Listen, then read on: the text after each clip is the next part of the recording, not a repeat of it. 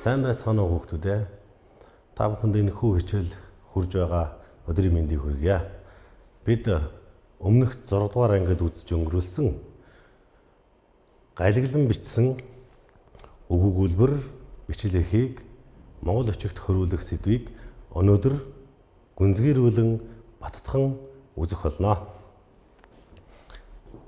За ингээд гайлглаж бичихийн тулд юу хэрэгтэй вэ гэхээр нэгдүгээрт Монгол бичгийн бүх үсэг үеийг мэддэг байх хэрэгтэй.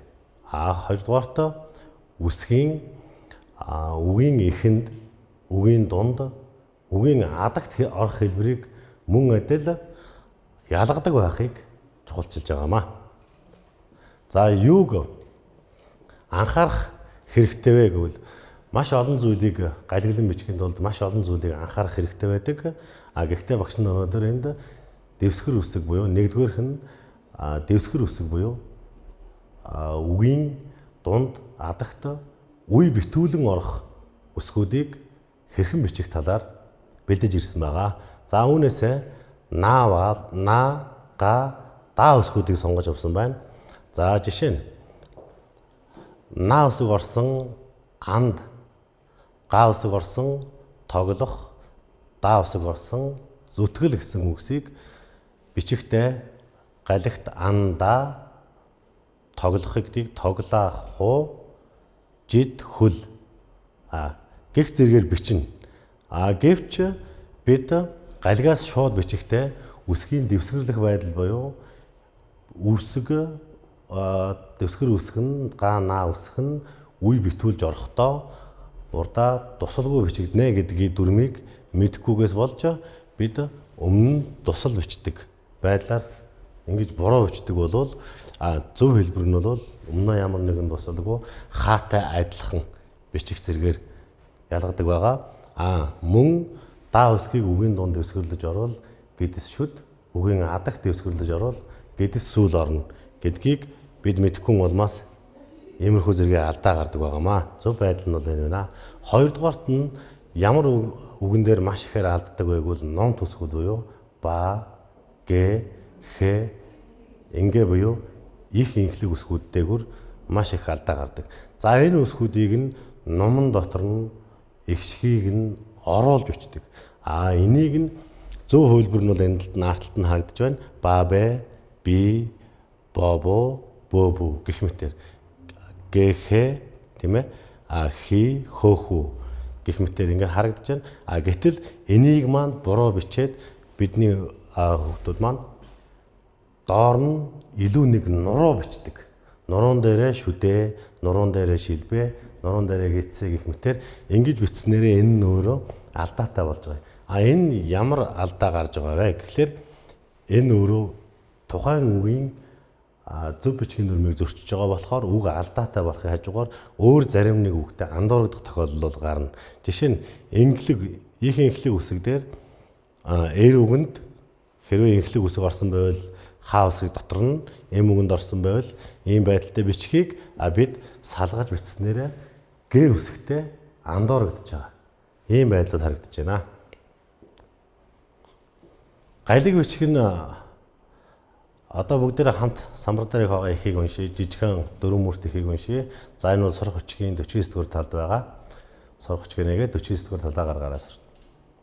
За хажуу дээр хар өхөр хэвтээд хамаг амтан босгож ядахад чихчийн чинээ хүү ирээд чичээд босгоно гэсэн дөрвөн мөртийг хэрвээ гайлглаж бичих юм бол Монгол бичгээр бичих юм бол хажаагуу дэгээрээ хара үхэр хэвтэгээд хамууг амитан босхаажу ядах хото чигчи ин чинэгэ хүү ирээгээд чичигээд босхаана гэж гайлглана. За энэ нь бол галиг бичих гэдэг маань орчин цагийн монгол хэлний ярианы хэлээс бол баг зэрэг зөрөөтэй боловч монгол бичигт яг яаж бичсэн байна вэ? Яг түүнийг нь орчин цагийн үсгээр буюу кирилл үсгээр тэмдэглэсэн байгааг бол бид нар галиг бичиг гэж байгаамаа. За дараагийн бидний унших, дадлага хийх өгүүлбэр маань энэ дээр багш нь анхаарах ёстой түрүү хэлсэн анхаарах ёстой өгүүлбэрүүдийг улаан өнгөөр ялгаж тэмдэглэсэн байгаа. Сайн анхаарад хараад дагаад уншаарай багштайгаа хамт. За энэ хайртай бүгдээ байн үнэт бүгдийн адил сэтгэл дотроо аван агуулуу ном буюу хайртай бүгдээ үнэт бүгдийн адил сэтгэл дотроо аван агуул ном гэсэн ийм өгүүлбэр байна. За бүгдээрээ одоо голыг нь олох ухаан буюу сурах бичгийн 50 дугаар тал дээр байгаа бичил эхийг галигаас нь монгол бичиг рүү буулгая. За бүгдээрээ дэвтрээ нээгээд үзэг болоо аваад зөв суугаад бичгээр бэлдээрэй. За ямар үсэг байна яг түгээр нь буулгана. За монгол сая бид нар ярьсан их инхлэг буюу тэнд номт үсэг орж иж байна. За энийг яаж бичих вэ? За бүгдээр хамтдаа бичье.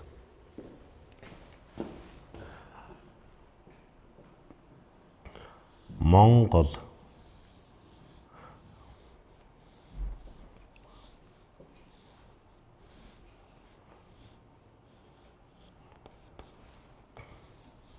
за энд бол инхлэг үсгийн дотор талд нь дараагийн үсгийг оруулж бичнэ гэж хэлсэн ярьсан учраас энд инхлэг үсэгт нь энэ хооронд нь нуруу авахгүйгээр ингэж бичиж байгаа. За хүмүүн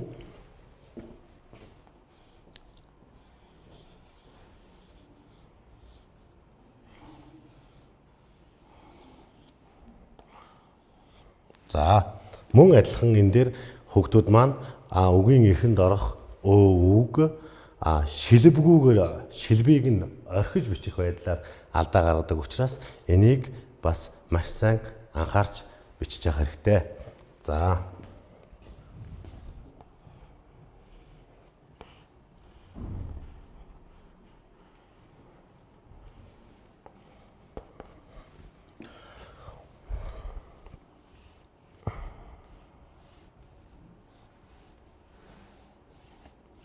за монгол хүн юмны гэж одоо бид нар бүгдээрээ унших хэрэгтэй тийм ээ. Ягуумаа ин гэд.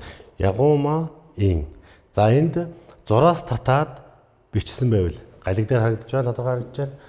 Ягуум зураас татаад ин гэж бичсэн байвал монгол бичигт буулгахдаа дунд нь зураасын бичилгүүгээр зураасыг нь зай болгож хөрвүүлж бичдэг байгаа. За гол санаа гэдгийг мөн адилхан гол гэж бичсэн байгаа учраас урт о буюу урт хоёр гэдэстэй. За санаага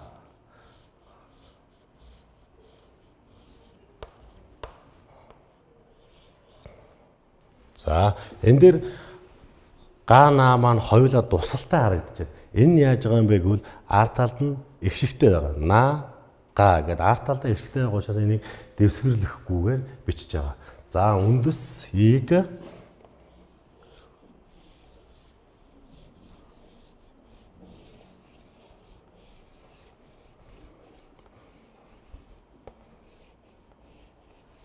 за үндэсийг гэхэд энд мөн адилхан наа үсэг байна. Энд ч наа үсэг байна. Гэхдээ энд бичгтээ тусалтай энд бичгтээ тусалгүй байгаа нь арт талд нь буюу гээгүүлэгч үсэг буюу энэ наа үсэг маань өөрөө энд дэвсгэрлэж орж байгаа болохоор ингэж бичиж байгаамаа. За бүгдээрээ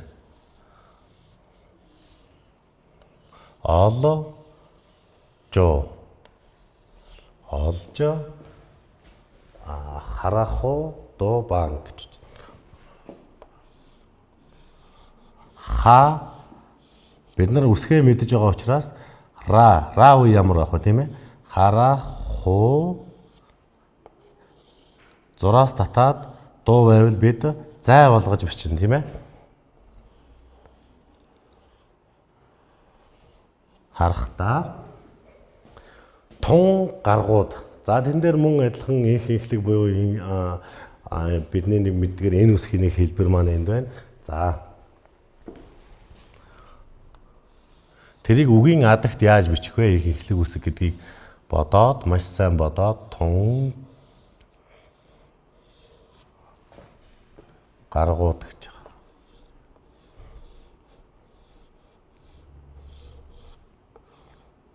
байна.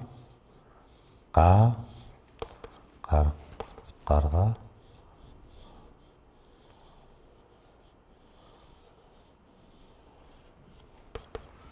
за энэ мөн адилхан дэвсгэр дэ үсэг буюу дэ үсэг маань арталтаа ямар нэгэн байдлаар их шиг аваагүй байвал үгийн төгсгөлд орохт нь гэдэс сүүлээр тэмдэглэдэг байна. За бүгд одоо дэвтэртээ багш нь хэлнэ. Үсгнүүдээ маш сайхан бодоод бичээрэй. Тоо дур хай. Тоо дур ха и. Үгийн эхэнд тоо дунд дуур тэгээд дэвсгэр эр тэгээд ха үгийн адагт орох и байх нь. Мэ дэ гэ лэл и гэдэг нь тусдаа ганц и бичигдэнэ. Заах тэлгэл үзэгч хүүхдүүд маань сайн мэдж байгаа. Бо сод то бусдад ту гэ хүү түгэх ийн түгэхийн то ла та тулд хүү хүмүүн дүү. За энд байгаа дуу туу дүү түү гэх мэтээр үсгүүдийг ялгасан байгаа боловч энэ бичлэгийн явцад ялгарч харагдаж байгаа. Энэ нь ямар дүрмтэй вэ гэдгийг бас өөртөө маш сайн бодож бичээрэй. Гол и ни голыг энэ тийм ээ олж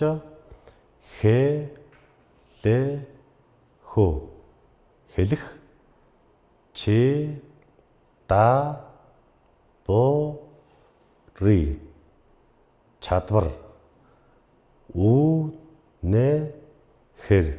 үнэхээр чи хула чухал бөгөөд гол и ни голыг нь олж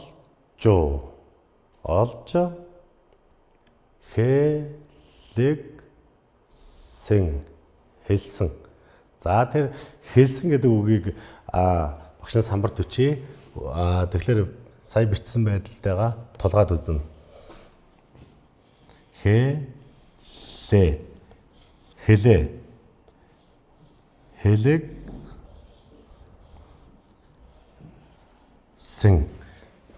За энэ багшийн бичсэнтэй таарж авал зөв бичсэн байна гэсэн үг тийм ээ. За гаг ца. За энэ дээр бол мөн түрүүний адилхан ганц гэдэг үгийг гаг ца гэж бичиж байна. Гаг ца гэдэг үг маань өөрөө дэвсгэр гээтэй байгааг маш сайн анхаараарай. Үг том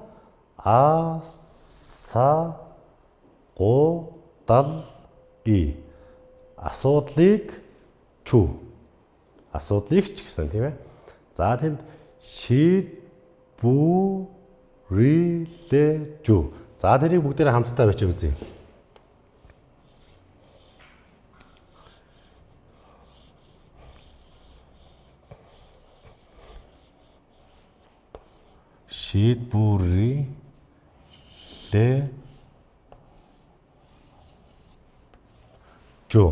буюу дэвсгэр дэ үсэг маань үгийн дунд ингэж байх хэрэгтэй тийм ээ. Яагаад дэвсгэр дэ гэж байгаа вэ гэхээр артталт нь их шиг үсэг биш. гээгүүлэгч үсэг харагдаж байгаа учраас тийм ээ. Ч да ху чадах үе байна. За энэ дээр мөн адил үе гэдэг үгийг бас сайтар анхаарах хэрэгтэй. Үе гэдэг үг маань өөрөө бас эя үсгээр төгссөн байгаа. Эя үсэг бол Монгол бичигт орчин цагийн монгол хэлний дөрвөн үсгийг орлож чадж байгаа тийм ээ. За энд бол е үсгээр уншин. Тийм учраас үе байна гэж. За тодорхой мэдээллийг бусдад түгээхийн тулд хүнд голыг нь олж хэлэх чадвар үнэхээр чухал бөгөөд голыг нь олж хэлсэн ганц үг том асуудлыг шийдвэрлэж чадах үе байна. За гэсэн өгүүлбэрийг сая бид нар хөрвүүлсэн байна. За мөн адилхан тэр доотлоос нь дараагийн өгүүлбэр рүү ажиллаарай. Тим, ти, муу, тим, эчэ. За ача эчэ гэсэн дагуурыг бол эрийн үгэнд харгалзахгүйгээр нэгэр хэлбэрээр бичээд өмнөх үг нь эр эм байгаагаас шалтгаалж ача эчэ гэж галиглана. За гол голыг олж хэлэх гэдэг гэдгийн цаана цаана цөген цөн үгэ үг дүү цөн үгэнд багтаан хуриян гуйлахогт. За энэ дэр мөн адилхан хуриян гуйлах гэж. За хураан гуйлах гэдэг үгийг бас сайн анхаарах хэрэгтэй тийм ээ.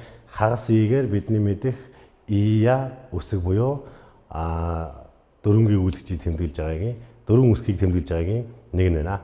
За үйлдэл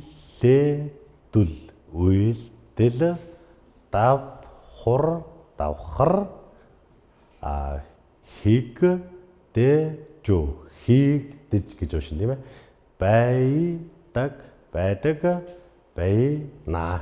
За энэ өгүүлбэрийг ахаад эхнээс нь унших юм бол тиймээс голыг нь олж хэлэх гэдэг нь гэдгийн цаана цөөн үгэнд багтаан хураангуйлах үйлдэл давхар хийгдэж байдаг. За гэсэн их байна. За энэ ихийг бүгдээрээ маш сайхан анхаарад дагуулад бичье.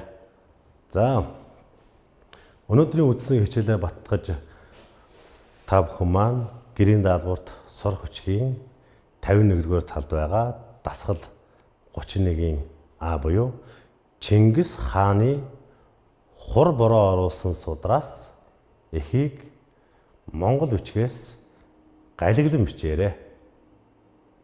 Ирэх 7 хоногт Монгол бичгийн хичээлээр дахин уулзлаа. Баяртай хүүхдүүд.